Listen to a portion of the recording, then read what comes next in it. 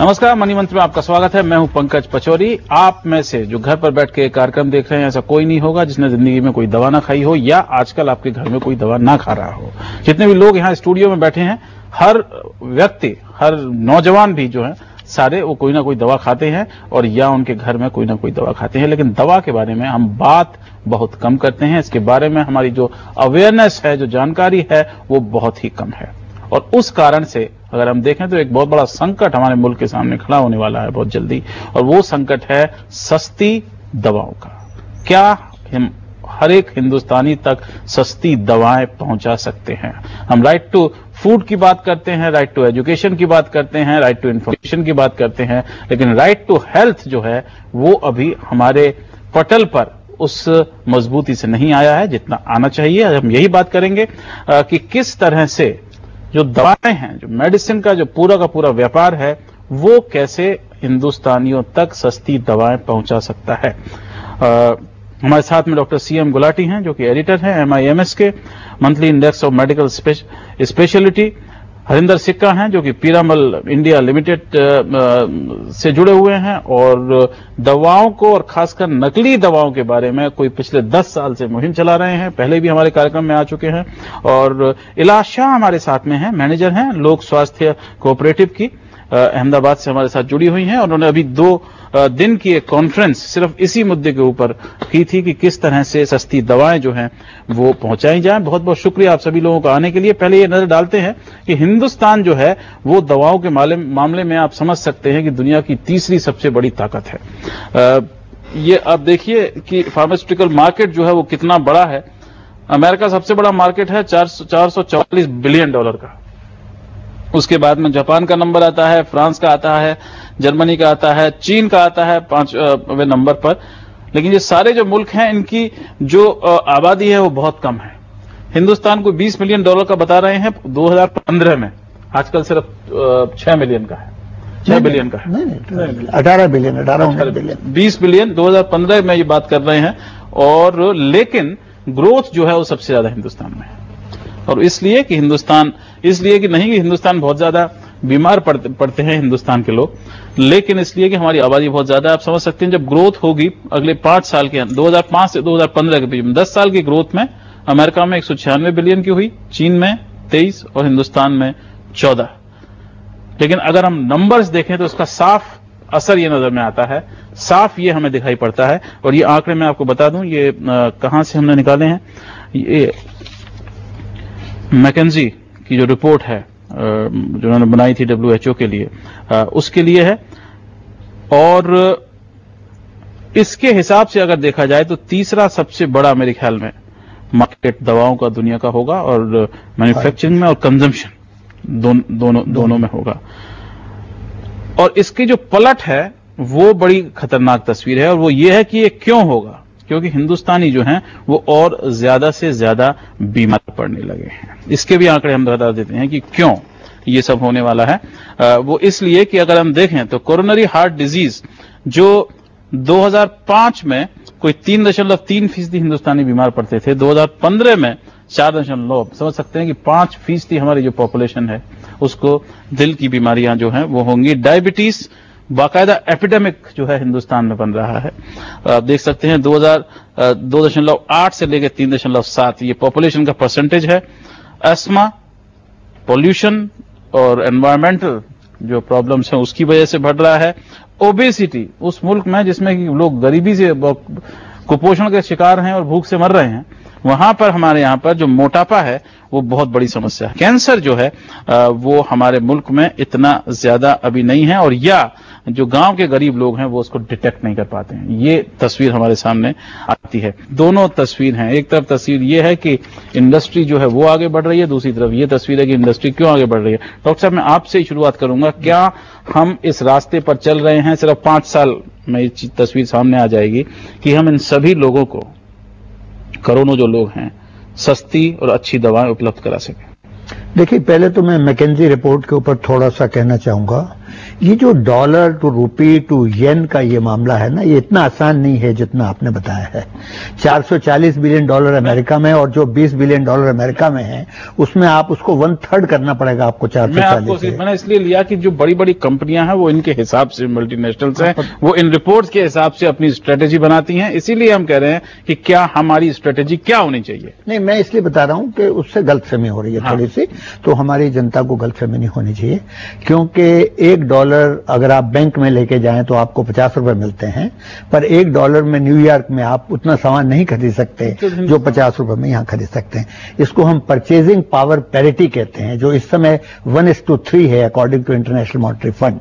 यानी कि जो आप 20 बिलियन की बात कर रहे हैं हिंदुस्तान की, वो अमेरिका के हिसाब से 60 बिलियन। खैर, वो तो एक थोड़ी सी करेक्शन की बात है।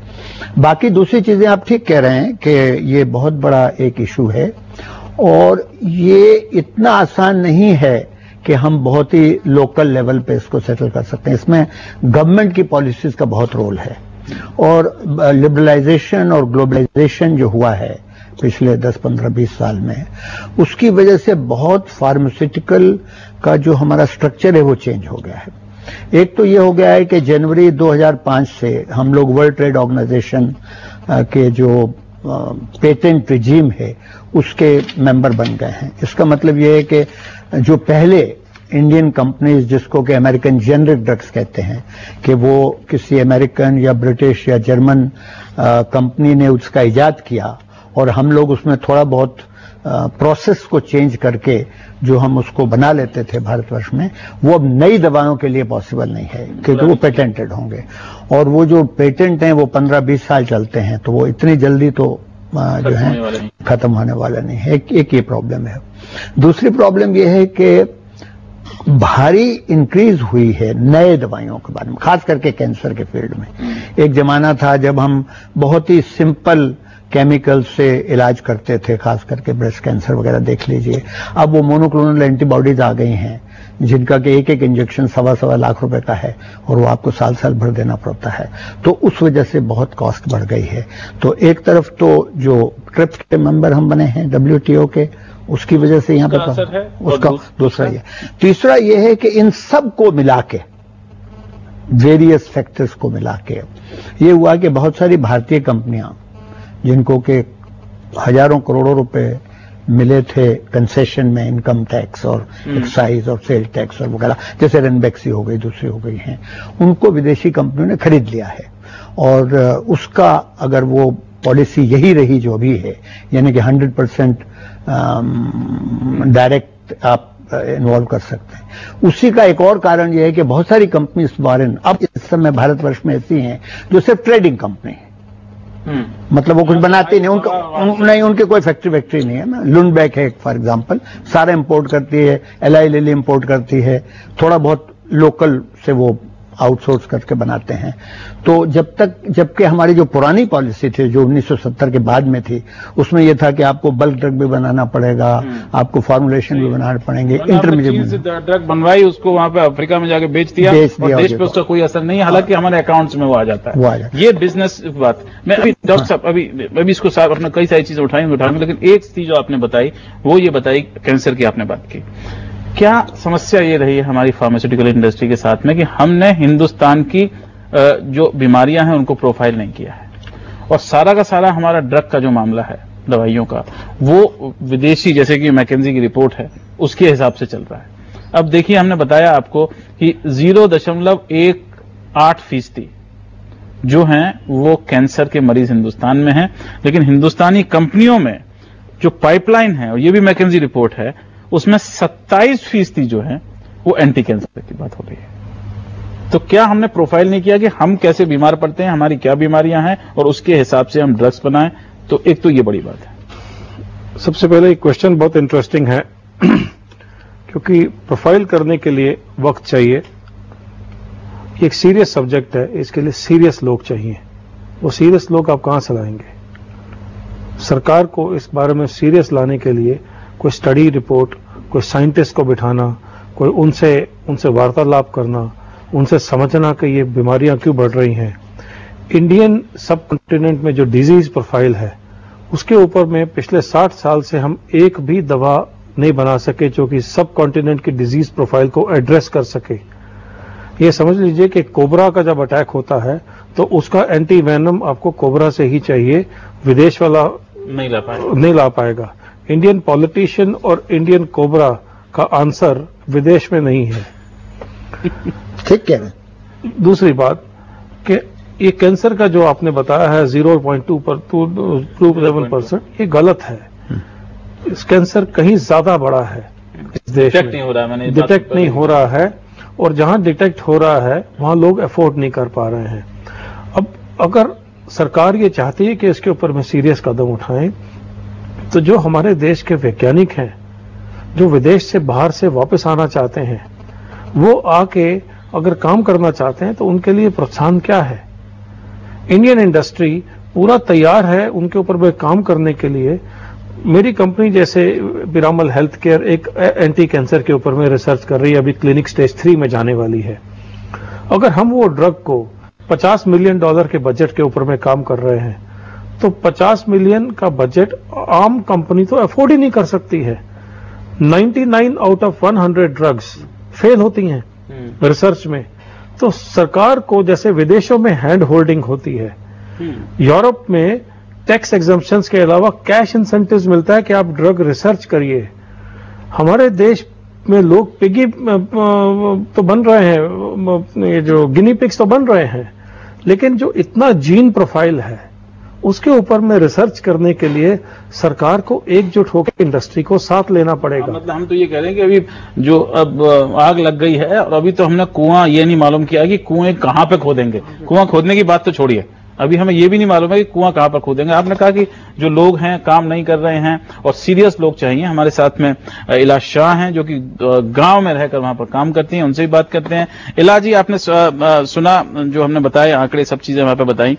आपकी जो ये कॉन्फ्रेंस हुई थी, इसमें क्या डेलिब्रेशंस हुए, जरा चंद शब्दों में आप बता सकें, और क्या चीजें आपने कहा कि जिनको किस तरह के कदम उठाने की जरूरत है?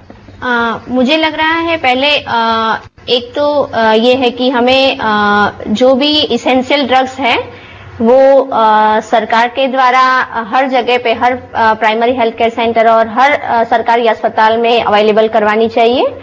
और दूसरी बात ये है कि उसकी टाइम टू टाइम रिव्यू करनी भी चाहिए और इसेंशियल ड्रग को हमें लिस्ट में और दवाइयां जोड़नी चाहिए। और उसमें प्राइस कंट्रोल जो अभी नहीं है वो भी हमें लगाना चाहिए, मुझे लग रहा है ये है। और अभी हमारी ये कोऑपरेटिव है, उसके रिप्रेजेंटेटिव भी यूनिवर्सल हेल्थ कवरेज की जो पॉलिसी बन रही है उसमें भी रिप्रेजेंटेटिव हमारे कोऑपरेटिव की ओर से हैं। तो उसमें भी बहुत सारी बातें आ रही है जो दवाइयों के रिलेटेड है, और जो लोगों को हेल्थ के रिलेटेड जो दवाइयां मिलनी चाहिए उसके बारे में बहुत सारे रिकमेंडेशन भी उसमें दिए गए हैं। तो मुझे लग रहा है ये एक बात होनी चाहिए। हाँ, देखिए, सरकार को पूरी इंडस्ट्री ने मिलकर एक सुझाव दिया था। वो क्यों पिछले सरकार इसमें नहीं, यूपीए 1 में, हाँ, कि हमने ये कहा था कि हम एमआरपी का 50% पे सरकार को एसेंशियल्स ड्रग्स देने को तैयार हैं। सरकार को ये सुझाव भी दिया था कि जहां जहां आपने कंपटीशन लाया है वहां क्वालिटी ऊंची हुई है और प्राइसेस नीचे आए हैं। आप हमसे 50% एमआरपी पे प्रोडक्ट लेके आप सरकारी सिस्टम के, मशीनरी के रेगुलेशन के थ्रू आप उसको सप्लाई करिए, और प्राइस कंट्रोल की जगह क्वालिटी कंट्रोल पर जोर दीजिए, नहीं तो आप प्राइस कंट्रोल से ड्रग मार्केट से गायब हो जाएगा और नकली दवाएं बढ़ जाएंगी। मतलब हमको एक पीडीएस सिस्टम टाइप बनाना पड़ेगा अब अगर हमें लोगों तक पहुंचना है तो ड्रग का। लेकिन पीडीएस सिस्टम में इतनी समस्याएं हैं, वो बहुत इजी है। आप सरकार वो एनर्लियम ड्रग्स 50% ऑफ मार्केट प्राइस से जितनी क्वांटिटी में चाहे खरीद के सरकारी उनमें दे सकती हैं और वहां से सप्लाई हो सकता है। आप टेलीकॉम में कंपटीशन लेके आए, जो आज हमारे यहां पर दर रेट है वो वर्ल्ड में सबसे सस्ती है और क्वालिटी पहले से इंप्रूव हुई है। जो पहले आज से गेहूं भी सबसे सस्ता है, लेकिन वो गेहूं बाजार गरीब तक पहुंचता नहीं है। हमारी सबसे बड़ी समस्या ये है। यहाँ भी आपने कंपटीशन लाए हैं, what I am trying to say, वहां पर आपने लोगों को आपस में एक दूसरे से क्वालिटी हाई है, मेरा क्वालिटी ज्यादा अच्छा है, आप ये लीजिए, और उसकी वजह से पेशेंट को या कंज्यूमर को फायदा हुआ है।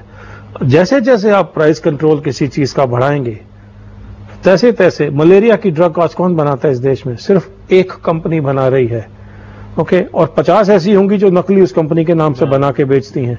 क्यों कोई दूसरी कंपनी उसमें रिसर्च नहीं करना चाहती कि अगर वो $1 बिलियन का खर्च उस पर कर दें मलेरिया के ऊपर में, और वो सरकार बोले नहीं तो 10 पैसे में बेचना है, तो वो कंपनी दूसरे दिन डूब जाएगी।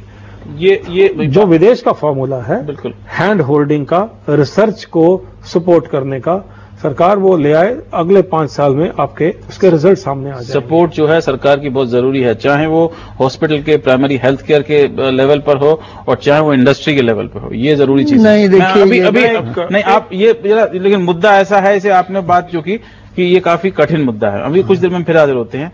समस्या हमारे मुल्क में इस समय सबसे बड़ी ये है कि आदमी जो है बीमार हर एक पड़ता है, चाहे वो अमीर हो चाहे गरीब हो, लेकिन हमारे मुल्क में गरीबों की संख्या बहुत ज्यादा है और वो किस तरह से दवाइयों पर खर्च करते हैं अभी आपको बताएंगे, तो आपको आश्चर्य होगा कि हिंदुस्तान में लोग कितना कम पैसा दवाइयों पर खर्च करते हैं। अभी कुछ देर में हम फिर हाजिर होते हैं।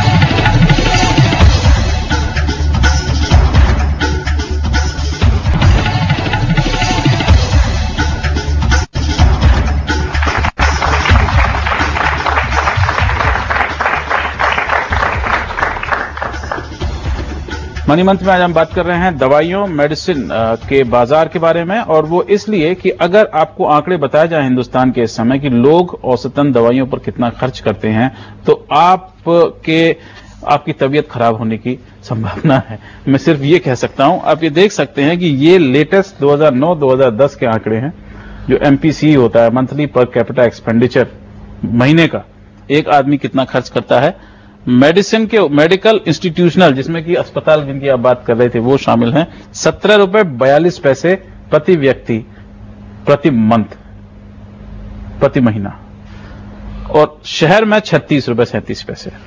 गांव मेडिकल नॉन इंस्टीट्यूशनल जिसमें दवाइयां आती हैं उसको आप देखें, ₹39.79 और ₹62.69।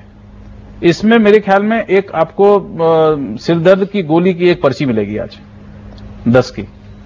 तो इतना आदमी सिर्फ खर्च करता है हमारे मुल्क में। आप समझ सकते हैं कितने लोग हैं जो अफोर्ड नहीं कर पाते हैं, और ये एवरेज है।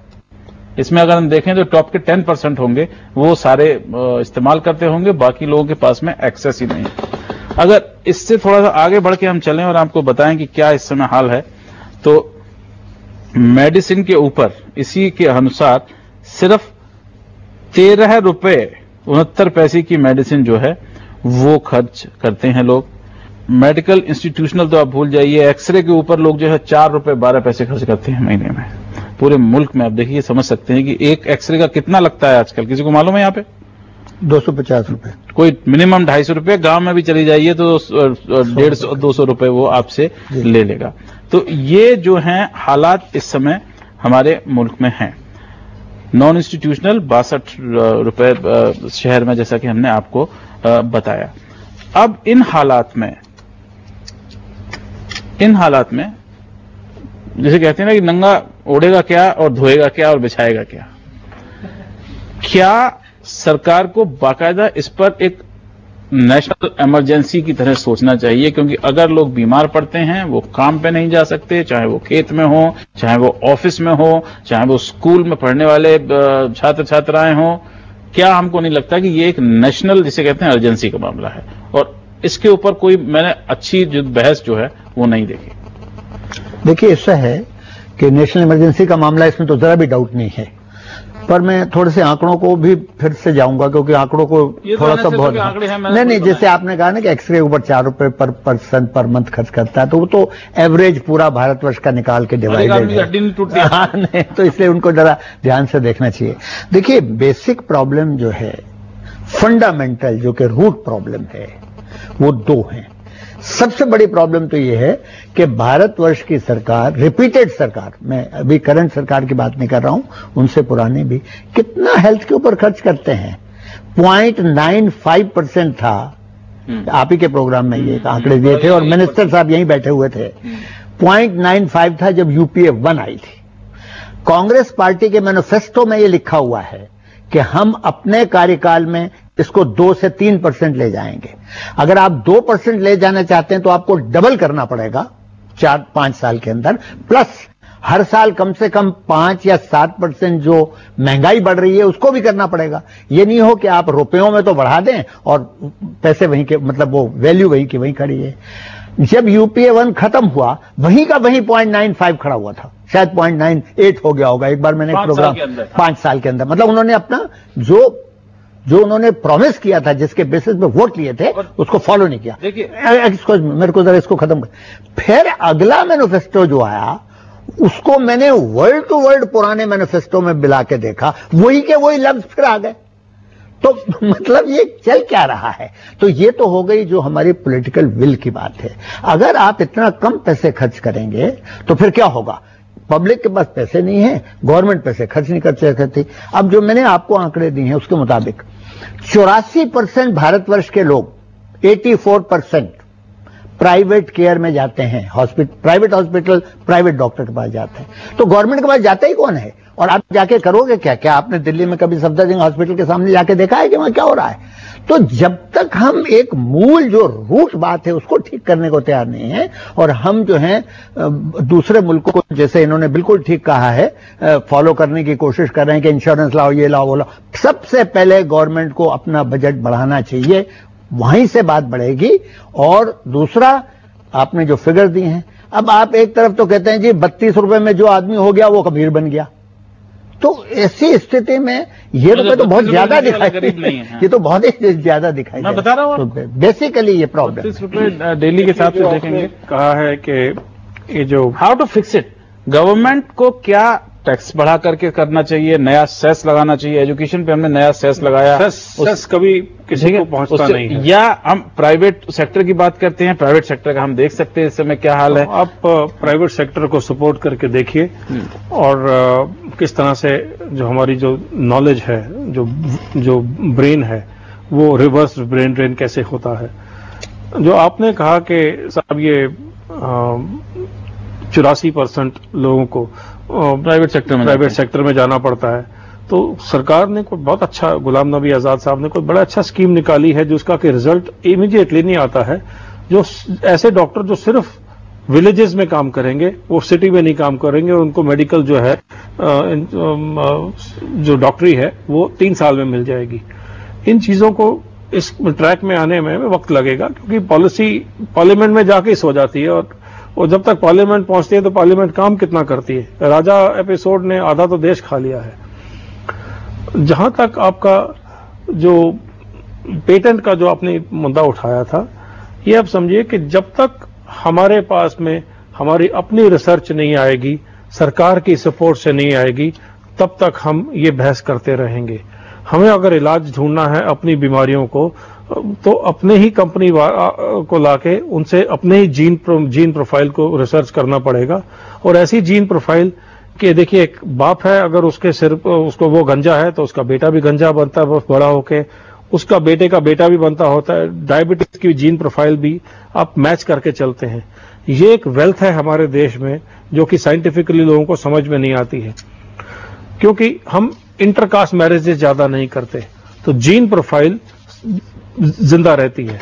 विदेशों में 50% 60% से ज्यादा तो बच्चों को पता ही नहीं कि उनका बाप कौन है। कितनी बार तो शादियां हो जाती हैं, तो वो जीन प्रोफाइल स्टेबल नहीं रहती है।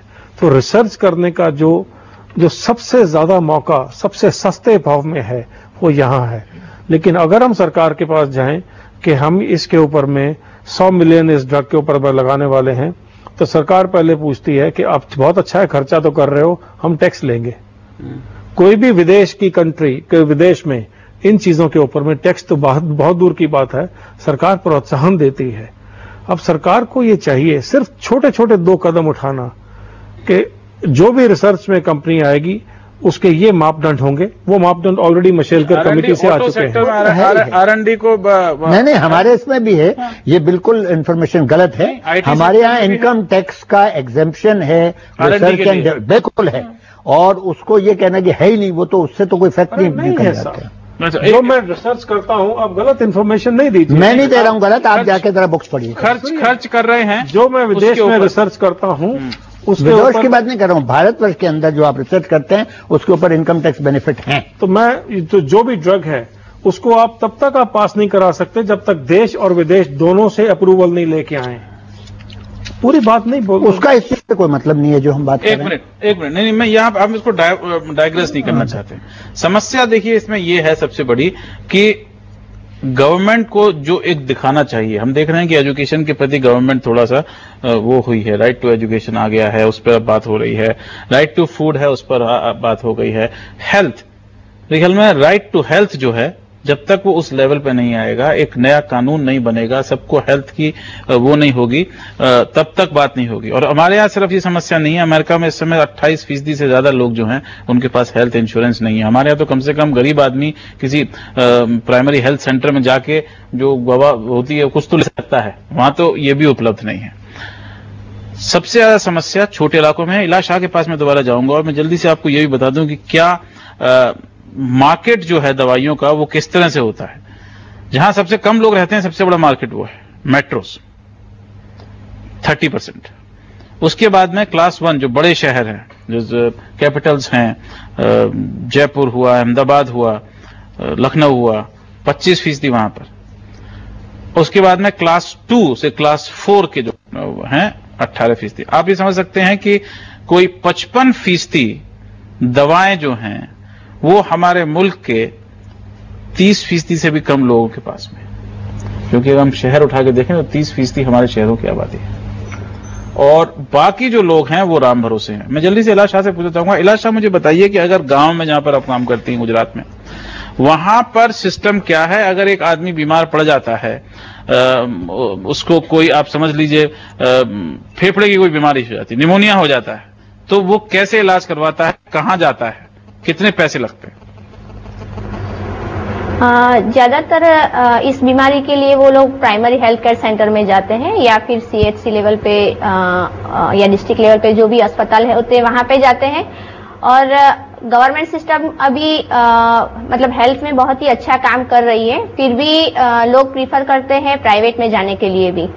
और करीबन न्यूमोनिया के लिए 4 से 5 हजार रुपये का खर्च उनका हो जाता है अगर वो प्राइवेट में जाते हैं तो। और अगर सरकारी अस्पताल में जाते हैं तो वहां पे 1,000 रुपये में पूरा हो जाता है उनका। सबसे ज्यादा प्रेवलेंट बीमारी कौन सी है गुजरात में और कितना खर्च होता है? निमोनिया तो मैंने ऐसे ही बताया।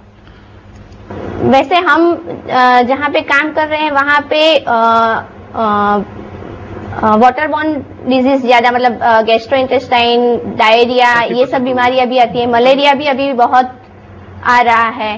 और अब तक क्या था कि मतलब श्रमजीवी वर्ग में अब तक डायबिटीज और हार्ट की बीमारी नहीं आ रही थी, पर अभी डायबिटीज, हार्ट की बीमारी और कैंसर की बीमारी भी बहुत ज्यादा बाहर आने लगी है।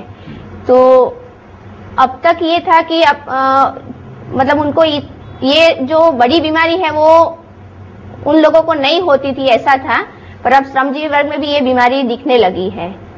जी बिल्कुल।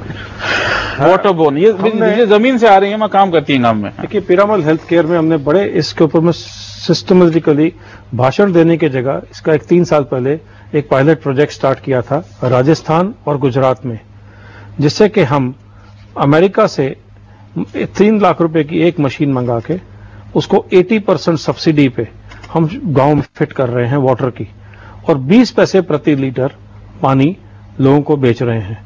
हमें बड़ी स्ट्रांग अपोजिशन मिल रही है वाटर कंपनीज माफिया से कि हम इतने पानी में आप पैसे बेचोगे तो बड़ा प्रॉब्लम हो जाएगी। तो 10 रुपए की। लेकिन पिछले 3 सालों में जो हमें रिपोर्ट्स मिली हैं कि फ्रेश क्लीन वाटर ड्रिंकिंग से आपने आर्थराइटिस जैसी प्रॉब्लम को, फ्लोरीन जैसी प्रॉब्लम को राजस्थान और गुजरात में, ये इसका नाम रखा हुआ पीरामल वाटर, तो गुजरात में ये बहुत फेमस है और जगह जगह रूरल इंडिया में लगाया गया है ताकि वहां के लोग इस सील्ड मशीन से बर्तन लेके आएं और 20 पैसे प्रति लीटर पानी लें। फिर हमने सरकार को लिखा और उसके ऊपर में कदम उठाया है सरकार ने कि हम जितने सरकारी अस्पताल हैं उसमें फ्री में ये मशीनें लगा के लोगों को 20 पैसे प्रति लीटर पानी बेचने को तैयार है। स्कूल हैं, हर एक बच्चा जाता है स्कूल में, सबसे ज्यादा बच्चों को बीमारी होती है। अभी इसमें इनिशिएटिव किसको लेना चाहिए? इसे सरकार को लेना चाहिए कि हमें आके पकड़ें कि आपने अभी तक 3000 मशीनें लगाई हैं, हमें 3 लाख मशीनें चाहिए या 30 लाख मशीनें चाहिए। मेरी कंपनी वो खर्च उठाने को तैयार है, कुछ भी लिमिट तक जाने को तैयार है। हमने एक दूसरा प्रावधान किया, करीब 3 साल से वो प्रैक्टिस में है, जो हमने गुजरात और राजस्थान और कर्नाटका से शुरू किया है। वो जो वहां की जो दाइये हैं उनको ट्रेन किया ताकि वीडियो कॉन्फ्रेंसिंग के थ्रू लेडीज को ट्रीट किया जा सके, क्योंकि लेडीज जो हैं वो मेन डॉक्टर्स के पास में विलेजेस में बिल्कुल नहीं जाती, घूंघट और पर्दा की वजह से। उसमें हमें बड़ी सफलता मिली है। तीसरा, हमने 104 सर्विसेज को सत्यम से खरीद लिया। 60 लाख पेशेंट्स को हम रोज के रोज टेलीफोन के थ्रू और फ्री एम्बुलेंसेस के थ्रू सपोर्ट दे रहे हैं। चलिए, ये तो वहां भी हमें दिक्कत आ रही है। तो मैं पायलट प्रोजेक्ट्स हैं, अगर सरकार हमें सिर्फ कंपनी को सपोर्ट करे। मैं लौट के दवा पे आता हूँ जी। दवा का जो मामला है ये वो, क्योंकि वो बहुत जरूरी मामला है जी। बेस्ट प्रैक्टिसेस क्या हैं दुनिया में? देखिए, हमारे जैसे मुल्क के लिए बेस्ट प्रैक्टिस ये है कि हम national health service great Britain को फॉलो करें, यानी कि पूरा का पूरा सिस्टम गवर्नमेंट को ही सपोर्ट करना चाहिए। उसके बुरे हाल हैं आपको। अब नहीं, मैं ना हो तो बोलते हैं 4 दिन बाद आइएगा, 4 दिन तक दांत में दर्द रहेगा आदमी का। देखिए, ऐसा है कि नेशनल हेल्थ सर्विस तो खैर अब 60 साल पुरानी है। उनके पास में दिक्कत तो आती है, क्योंकि वो उन दिक्कतों का स्ट्रक्चर से कोई मतलब नहीं है। वो तो क्या है कि लॉन्गेविटी की वजह से बहुत प्रॉब्लम आ रही है, और वो पूरे यूरोप में प्रॉब्लम है, खाली इंग्लैंड नहीं।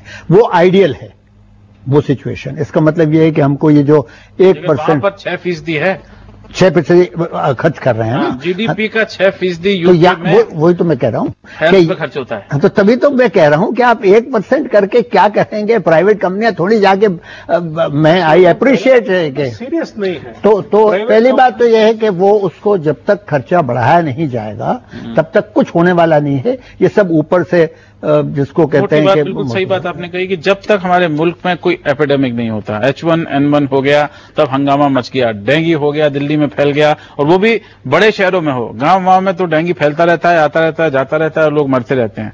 जब तक बड़ी जगह पर कुछ नहीं होता तब तक हमारी नजर नहीं जाती। अभी कुछ देर में हम आएंगे और ये बात करेंगे कि बाकी जो मुल्क हैं, छोटे बड़े जो मुल्क हैं, उन्होंने कैसे अपनी स्थिति जो है वो बेहतर की है। आप देख रहे हैं मनी मंथ। आज हम बात कर रहे हैं मेडिसिन फार्मास्यूटिकल बाजार के बारे में।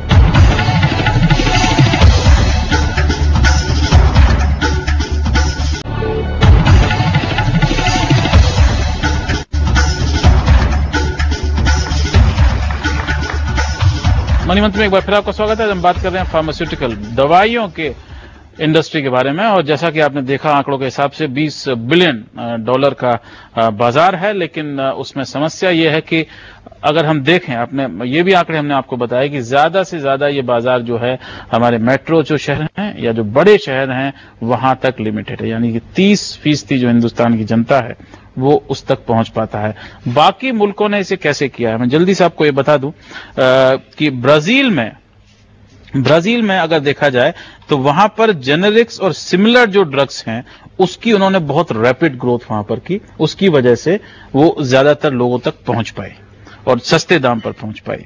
चीन, जो कि हिंदुस्तान से भी ज्यादा वहां पर लोग हैं, चीन का जो सिस्टम है उसमें यह है कि लार्ज स्केल इन्वेस्टमेंट जो है सरकार ने किया फार्मास्यूटिकल इंडस्ट्री में। वहां पर सब चीजें वैसे हैं, लार्ज स्केल वो किया और उन्होंने वहां से जॉइंट वेंचर्स करके बड़ी बड़ी यूरोपियन कंपनी के साथ में उसको बाहर बेचना शुरू कर दिया। यानी एक्सपोर्ट वो करते थे, उससे जो फायदा होता था उसको वो फिर अपनी इंडस्ट्री में डालते थे। तो चीन की समस्या हमारे से भी ज्यादा है, वहां पर और ज्यादा लोग रहते हैं और गांव जो है वहां पर बहुत हैं। और अगर हम देखें मैक्सिको में उन्होंने वही किया कि जो बहुत रैपिड ग्रोथ अनब्रांडेड, जिसको हम जेनरिक ड्रग कहते हैं, जैसे कि सिर दर्द की दवाई, उसमें कोई ब्रांड नहीं है, जैसे एनासिन, टाइलेनॉल, ये सब होता है नहीं, बिना ब्रांड के, सिर्फ सिर दर्द की दवाई आप उसे करके बेचते हैं। उन्होंने मैक्सिको में ये किया और उसका उनको बहुत वहां पर फायदा हुआ। हम इन चीजों से कैसे सीख सकते हैं, और या इसमें भी सरकार अड़ंगा लगाती है? हम हर एक चीज सरकार के सिर पर नहीं डाल सकते। इसमें 2 बातें हैं। सबसे पहले हमारे यहाँ पर 25,000 से ज्यादा फार्मास्यूटिकल कंपनीज हैं। कोई भी देश जहां पर इतनी सारी फार्मास्यूटिकल कंपनी होंगी वो तरक्की नहीं कर सकता है, ये आप हमसे लिखवा लें, क्योंकि 25,000 cottage industry 25,000 companies US FDA या WHO नॉर्म्स पे चल नहीं सकती हैं इस देश में। उनमें से 8-10 हजार तो रजिस्टर्ड ही नहीं है। तो वो जो बन रहा है वो राम भरोसे बन रहा है। और आप जाइए, आप केमिस्ट के पास जाइए, मॉडर्न शहर में जाइए, रूरल एरिया में जाइए, वो आपको ऑल्टरनेट मेडिसिन देते हैं। आप प्रिस्क्रिप्शन लेके जाए एक दवाई का, केमिस्ट आपको ज्यादातर दूसरी दवाई देता है, बिकॉज उसको उसमें ज्यादा मार्जिन। नया नाम है वो, ब्रांड नहीं, दूसरा ब्रांड सब्स्टिट्यूट। Brand substitute. दवाई तो वही होती है, ब्रांड नहीं, दवाई में कई बार होता है कि दवाई WHO GMP सर्टिफिकेशन से बनी है, नकली ब्रांड लग के किसी का आया है, इसकी कोई गारंटी नहीं होती है। ये एक बात है। आपने कहा था कि इसके ऊपर हर चीज में सरकार का रोल नहीं होता है, लेकिन अगर सरकार सिर्फ कंपनीज के साथ में जो इसमें इस क्षेत्र में आना चाहती हैं सिर्फ हाथ मिला ले, तो वाटर बॉर्न डिजीजेस जो कि इस देश में 60% है, उसको प्योर पानी से आप सुधार सकते हैं उस आदमी की, उस गरीब आदमी की। जैसे राजस्थान पूरा फ्लोरोसिस से, दांतों को लेकर जो प्रॉब्लम होती है फ्लोरीन रिलेटेड, वो सॉल्व हो सकती है अगर आप प्योर वाटर उसको पानी पीने को दे दें। और अगर आप यही पानी फ्री देंगे तो शायद उसकी इज्जत नहीं होगी। 20 पैसा पर लीटर देंगे तो वो एक एक ड्रॉप आखिर तक वो पीता है, क्योंकि उसने 20 पैसे खर्चे हैं। जो चाइना का आपने एग्जाम्पल दिया है वो थोड़ा सा अलग है। चाइना ने क्या किया है बहुत स्मार्टली, जो कि इंडिया नहीं कर पा रहा है, सेकंड पेटेंट लिया है, जो कि उनकी ट्रेडिशनल नॉलेज है, उसको DNA फिंगरप्रिंटिंग करके उन्होंने उसको अच्छी वाली जो क्वालिटी है उसको अमेरिका में बेचना शुरू किया है। वहां से जो कमाई होती है उसको री इन्वेस्ट कर रहे हैं इंडिया में, अपने तो ये देश में। तो ये बहुत बड़ी सोच है जिसका कि हम 1% भी इंडिया में अभी तक ला नहीं पाए। ये नहीं कि यहाँ पर सोच वालों की कमी है, ब्रेन की जितनी यहाँ पर भरमार है वहां शायद किसी में नहीं होगी, बट वो थिंक प्रोसेस लाने के लिए आप सबसे पहले सबसे छोटा सोल्यूशन ढूंढते हैं। जो बच्ची वहां पूछ रही है कि प्राइस कंट्रोल ले आइए। Kerala drugs, Johnson and Johnson, ये सब कैसे बंद हो गई हैं? क्योंकि इन पे प्राइस कंट्रोल है। प्राइस कंट्रोल अगर सॉल्यूशन होता तो हम बहुत सारी चीजों के अभी तक जवाब ढूंढ रहे हैं। Price control Johnson and Johnson Indian PSU नहीं है, वो तो एक अमेरिकन फॉरेन कंपनी है। खैर मुंह से शायद निकल गया होगा। मैंने बकायदा जानबूझ के बोला क्यों जॉनसन एंड जॉनसन और केरला ड्रग्स बंद हो गई हैं, क्योंकि प्राइस कंट्रोल सोल्यूशन नहीं है। जॉनसन जॉनसन तो है इथेनॉल लिमिटेड काम कर रहा है। करेक्ट, विटामिन ए में नहीं कर रहा है।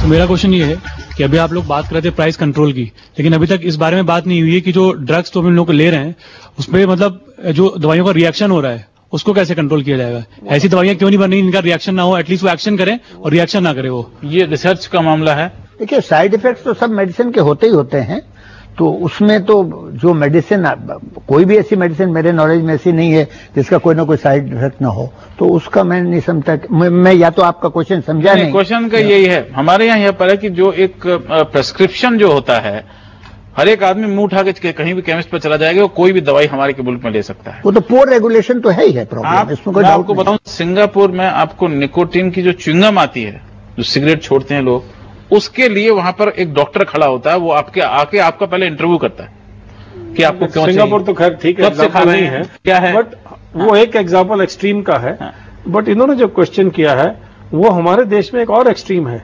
हमारे पास में एडवर्स ड्रग रिएक्शन की रिपोर्ट प्रोसेस ही नहीं है। अगर है तो सिर्फ आज तक शायद 0.1% कोई एडवर्स ADR हुआ है, वरना अभी तक तो ADR की कोई रिपोर्ट ही हमारे पास अवेलेबल नहीं है। हॉस्पिटल्स में मैंने देखिए ऐसा है, एडवर्स ड्रग रिएक्शन के ऊपर वर्ल्ड बैंक ने जून 2004 से दिसंबर 2008 तक भारतवर्ष को बहुत पैसे दिए थे, और उसमें 16,500 से ज्यादा एडवर्स रिएक्शन उन्होंने नोट किए। पर कई एडवर्स रिएक्शन ऐसी हैं जो पहले से ही नोन है, तो इनको अगर आप बार बार उसी को रिपीट करेंगे तो कोई फायदा नहीं है।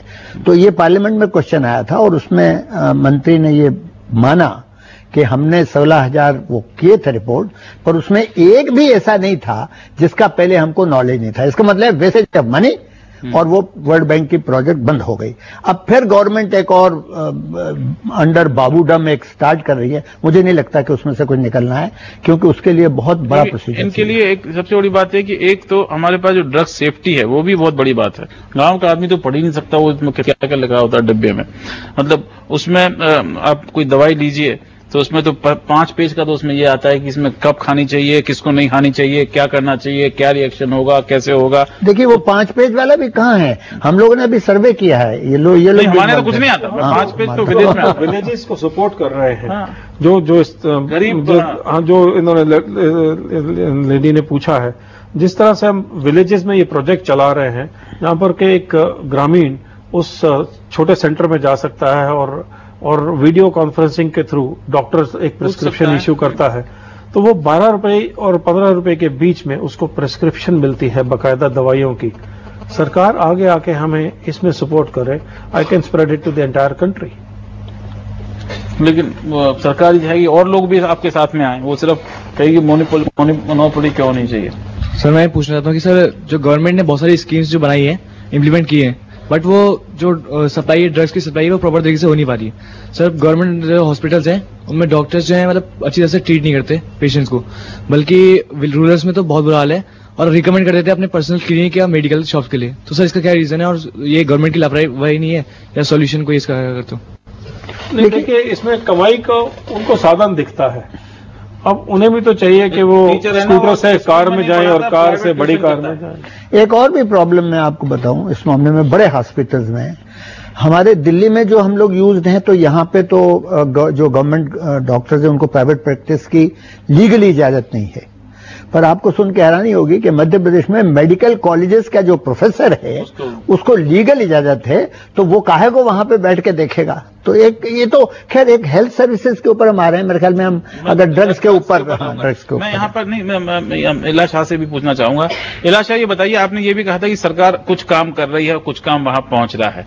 अभी तक हमने जरा नेगेटिव बात की है, क्या चीजें ऐसी हैं जो कि अच्छी हो रही हैं ताकि उनको बाकी इलाकों में पहुंचाया जा सके बोल के? अभी आपने सुना होगा तमिलनाडु में जिला स्तर पे दवाइयों के डेपो खुले हैं वहां पे, और राजस्थान में रिसेंटली अभी गवर्नमेंट अस्पताल में फ्री दवाइयों डिस्ट्रीब्यूशन का शॉप खुला है। तो मतलब और अभी भी हेल्थ में जो भी सर्विसेज है वो हर जगह पे अवेलेबल होने की मतलब हो रही है। और अब तक ये था कि एलोपैथी की बात हो रही थी, अब तो आयुष मतलब आयुर्वेद और होम्योपैथी की भी ट्रीटमेंट हर लेवल पे शुरू हो रही है। तो मतलब गवर्नमेंट अभी ज्यादा हेल्थ में काम कर रही है NRHM के अंतर्गत। तो मुझे लग रहा है आगे और इसेंशियल ड्रग वाली बात है वो भी अवेलेबल करवाने की बात आ रही है। फिलहाल ये है कि वहां पे हर पूरा स्टॉक होना चाहिए, लोगों तक पहुंचना चाहिए। एक जल्दी से एक आखिरी सवाल है। अभी we are talking about allopathy कि सर ने बोला कि ऐसी कोई मेडिसिन नहीं है जिसके साइड इफेक्ट्स नहीं होते हैं। एज मैम सेड कि homeopathy, I want to talk about that कि ज्यादातर लोग अब होम्योपैथी को प्रेफर करते हैं रादर देन एलोपैथी। क्या आपको लगता है कि वो एक अच्छा अल्टरनेटिव है कुछ चीजों के लिए? बहुत जरूरी है वो, बहुत जरूरी। आपके यहाँ एक बहुत अच्छा प्रोग्राम हुआ था, मुझे याद है करीब 2 साल पहले, जिसमें हमने तीनों पद्धतियों के बारे में बात की थी। वी स्पोक अबाउट आयुर्वेदा, यूनानी और होम्योपैथी और एलोपैथी। ये फैक्ट है कि एक जो सबसे बड़ी हमारे यहाँ कमजोरी है वो ये है कि जापान और चीन में अभी भी 30% लोग डिपेंडेंट हैं अपनी इंडिजिनस रीजनल के ऊपर, और हमारे यहाँ तो वो मतलब कुछ है ही नहीं। और उसको क्या है कि एक बाजार की वो बना दी गई है एक मार्केटिंग स्ट्रेटेजी। पर मुझे लगता है कि आयुर्वेद के ऊपर खास करके, मैं होम्योपैथी के बारे में तो नहीं कहना चाहता, बट डेफिनेटली आयुर्वेद के ऊपर बहुत ध्यान देने की जरूरत है। और वो एक बहुत इंपॉर्टेंट हमारी एंशिएंट साइंस है और बहुत सस्ती है और बहुत शुद्ध है। कि जो दवा, जो बूटी, जड़ी बूटी आप हिमालय में उगाते हैं, वो वही जड़ी बूटी आप साउथ में नहीं उगा सकते। उसका ज्योग्राफिकल पैटर्न जो है ना वो चेंज हो जाता है। पहाड़ पे एक ही चीज निकलती है। तो उसके लिए एक DNA फिंगरप्रिंटिंग, पोटेंसी सर्टिफिकेशन, ये बहुत जरूरी है, बट ये बहुत पॉसिबल है और बहुत सस्ते दाम में मिल सकता है। वरना जो क्वैक्स हैं, नीम हकीम हैं, वो फिर उसका दुरुपयोग करते हैं कि हमने ये ले आई और जड़ी बूटी आपके सिर पर मार दी और उससे काम हो जाएगा। वो भी हमें देखना पड़ेगा। लेकिन एक और बहुत बड़ी बात है कि इससे पहले हम बात कर रहे हैं कि राइट टू हेल्थ के यहाँ पर, राइट टू हेल्थ पर बाकायदा सरकार को कॉन्स्टिट्यूशनल प्रोविजन जो है वो लेके आना चाहिए, तभी इसके ऊपर काम हो पाएगा। लेकिन दूसरी बात यह है इंफॉर्मेशन ऑफ हेल्थ, वो भी बहुत जरूरी है, क्योंकि एक नया चलन कम से कम हमारे शहरों में और ये तेज जो जिंदगी है उसमें यह है कि आप पिल पॉपिंग करते रहते हैं। वो भी एक जो है चीज, उसके ऊपर एक रोक लगाने की जरूरत है, उसके बारे में इंफॉर्मेशन ज्यादातर लोगों तक पहुंचने की जरूरत है। बड़ा विषय है, इस पर हम आगे भी बात करेंगे और मेरे ख्याल में जल्दी ही हम ये सवाल उठाएंगे कि क्या हम शिकार हो रहे हैं एलोपैथिक दवाइयों, पिल पॉपिंग के शिकार हो रहे हैं। अगला हमारा कार्यक्रम होगा हेल्थ के ऊपर, वो इसका होगा, हम आपको आज बता दें। मनी मंत्र में आने का आप लोगों को बहुत बहुत धन्यवाद और आपका वहां इलाज। आज नमस्कार।